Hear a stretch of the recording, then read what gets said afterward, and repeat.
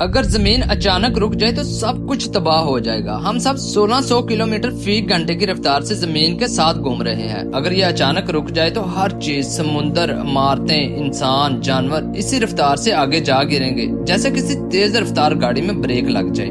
زمین کی فضا گھومتی رہے گی لیکن زمین رک جائے گی، جس سے 1600 کلومیٹر فی گھنٹے کی رفتار سے ہوائیں چلنے لگیں گی جو سب کچھ تباہ کر دیں گے۔ سمندری پانی اپنی پرانی حرکت کے باعث زبردست سونامی کی صورت میں زمین پر چڑھ دوڑے گا، جس سے کئی شہر مکمل غائب ہو جائیں گے۔